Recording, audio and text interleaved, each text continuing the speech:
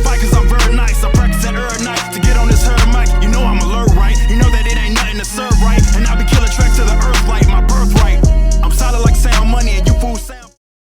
Welcome to 3 Count Commentaries. This is your host, MagMongoSlade. Today, let's talk about the men's Money in the Bank ladder match as of July the 9th, 2021. We got 2 more. The last 2 men have qualified for Money in the Bank. So, the first match was Baron Corbin versus Shinsuke Nakamura. And Nakamura was the victor. Now, they've been telling this really great story with Baron Corbin where he has been really down in the dumps. He lost his crown and therefore lost all of his money. He got his car got repossessed. He's talking about losing his house. He's shaggy all over the place now. He's distraught. They did a great job before this match started of saying, like, I lost everything. I need to win the Money in the Bank. I thought that was phenomenal, right? That was phenomenal. They basically just, for Baron Corbin, he's like Gil from The Simpsons. Like, everything's looking good for old Gil. And, he's walking around with his pockets inside out, not literally, but figuratively. He doesn't have pockets. He's wearing wrestling tights.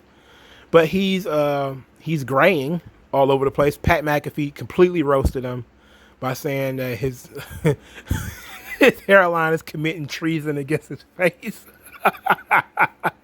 That shit going AWOL. You feel me? His hairline going AWOL. Anyway, this is really something else. I like this. I wonder where it's going.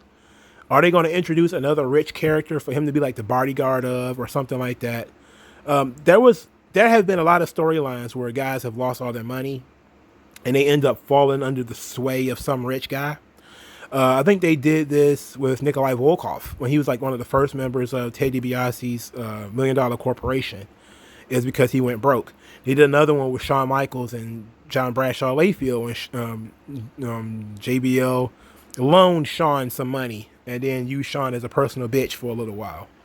I like that. So, who's going to be the rich guy that's going to come in and be like the angel investor to save Baron Corbin? I'm looking forward to that. But I think that's a really great story they got going with him. And again, characters are remarkably consistent in WWE. Even the booking is shit. People didn't want to see this match again, and we just saw this match 3 straight weeks already. But at least something is coming of it. We're forcing characters to change. Nakamura is now becoming a lot more lively. Him and Boogs are... For starters, he bought Baron Corbin's car. The same car that got repossessed last week. Nakamura and Boogs are in this week. They got secret handshakes. They're doing secret handshakes. It's ridiculous. So now Nakamura is in. The match with Corbin was okay. Seth Rollins is also in after defeating Cesaro. Cesaro bled in this match. Really weird.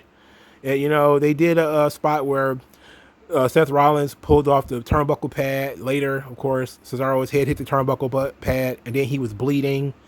Then he, of course, Rollins just worked on that. Forearms to the back of the head, DDT on the ramp, and then with the stomp and pinned him flat. Didn't kill him, obviously, because, there was, environmental interference by, metal ring posts, and then he still cheated by, DDTing him on the ramp outside the ring and that kind of stuff. So he didn't kill Cesaro dead, but he killed him. He's done. Seth Rollins then, as he's talking about, hey, I cashed in the Money in the Bank on Roman Reigns last time, and I'm going to do it again. I shouldn't be in this match anyway, but yada, yada, yada. He ran into Edge. And so Edge says, essentially he didn't forget 2014. Crazy thing about that is I did. It took for me, when he said that, I thought about it. I was like, I know something happened between the two of them before.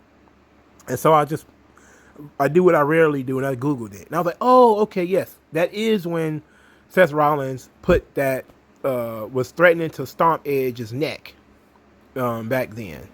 I'm like, okay, sweet. They brought that up. That was 7 years ago. And they brought it back up. Okay. Now those two are on a collision course. Could you do something cool where Edge wins the title and then Seth Rollins cashes in Money in the Bank on Edge? It's not going to happen because that would kick Roman Reigns out of the picture. So they're not going to do that. But what they might do is have Seth Rollins cost Edge the match. I think that would probably be very, very likely. I think Seth Rollins is going to lose. Of course, he's going to get very upset, as he usually does when he loses.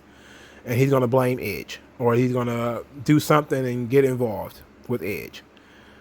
Because, that's just because I heard whispers of the Edge Seth Rollins match. And I really want that match. I would love the idea of Edge and Seth Rollins. That's excellent to me. It doesn't need the title though, because they have history in the past of when Seth Rollins was using Edge as a stepping stone and that kind of thing. Back when Edge couldn't wrestle, Rollins was had the upper hand. Now that things have changed, it's a completely new, fresh feud, new, fresh match. I'm all about that.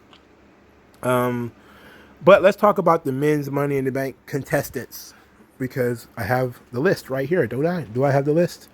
I believe I do. Seth Rollins, Big E, Kevin Owens, Shinsuke Nakamura, Riddle, Drew McIntyre, John Morrison, and Ricochet. That's the list, right? Looking at this list, the only person who stands out to me is Matt Riddle. That's it. That said, there is a lot of opportunity for story here. And I will say that. There is some really good story options here. Because, like I said, you do have the option of Edge beating Roman, and then Rollins winning Money in the Bank. And then you have Edge, Rollins in a callback to their 2014 segment. But you also have Big E. And Big E has the opportunity where if Big E wins the Money in the Bank and Kofi wins the WWE title, what about that? That could be a big deal too. Of course, it's not that big of a deal because, of course, it's New Day. They could just be like, oh, well, Big E won't cash in on Kofi. Now, if I was writing the show, that's something I would do, right? Because stabbing people in the back and betrayal. This is great. This is a great quote about drama. I think it's a David Mamet quote. And it says that all great drama requires betrayal. And I've been thinking about that a lot, about the importance of betrayal in dramatic stories. And stabbing people in the back or leaving your friends hanging, some type of betrayal, right? And it's been a while since wrestling had a really good, heartfelt, just something that sticks in your craw, like when the Rockers broke up. Something like when Mr. McMahon didn't made a fool of Mankind. Something like Montreal. There's some great betrayals in wrestling. I may do a video on that. Some of wrestling's greatest betrayals. But when that's Big E cashing in on Kofi after he kind of like makes Kofi assume that he would never do anything like that, that would rocket Big E to the top of the card. Absolutely, without question. Because people are so invested in New Day that they're printing New Day comic books. They're still making the stupid fucking cereal. They're still doing cartoons. They're still doing, and then you have the option of Xavier Woods being there too. And all three of them playing out that drama. Like, that could be instantaneously a star-making situation for all three of them. But they would never do it because they're dweebs. And they're like, I want to be on top with my friends. It's like, If they really wanted Big E to be a star, they would sacrifice New Day to do it. Because I guarantee you it would get over. Because they've been together for a long, long, long time. And that's really why some betrayals don't really stick. Because guys are not together that long. It's like, oh, we've been tag team partners for 2 weeks. And then all of a sudden, I hate you, I kill you. It's like, it's not. I'm not that invested. But I think if you have Big E and Kofi, and it's just implied, not that he even say it, but it's kind of implied that we're all in this together. Kofi's going to be the WWE champion. I'm going to be the Universal champion. Well, I'm going to be the Universal champion. I had it right the first time. And everything is going to be right. 2 different members of the New Day going to be the top guys on 2 different brands. and then for Big E to stab Kofi in the back, cash in the Money in the Bank, and beat him for the title. That would be crazy, especially in front of a hot crowd like in a New York or Philadelphia or like Chicago or something like that. That would work. They would never do it, but it's just good to talk about the potential. Matt Riddle, you have the same thing. You have the Randy Orton situation, where what if Randy Orton, and then Riddle doesn't even have to win for his drama really to occur, because you could have Randy Orton pull Riddle off the ladder into an RKO or something, and that wipes him out of the match. Like in the middle of the match, Randy Orton just out of nowhere gives him an RKO and costs Riddle the match. Like that would be great too.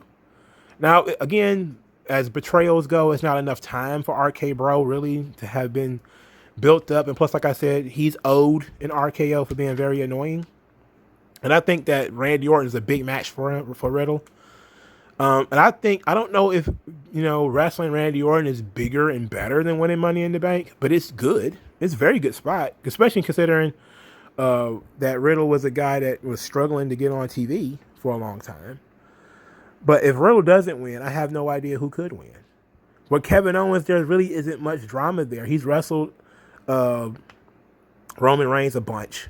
I don't see him beating Lashley or anybody else for the WWE title.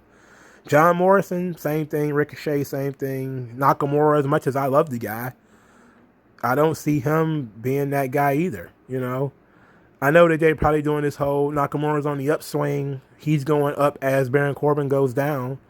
Could this winning the Money in the Bank thing be the culmination of his push? Because he's the only one going into this match with any real momentum that hasn't been doing a lot of jobs lately. So, I don't know. But I like the field. I like that none of these guys, well, Rollins is a former world champion. But, and Drew McIntyre is too. And Drew McIntyre, there's just no interest there for me.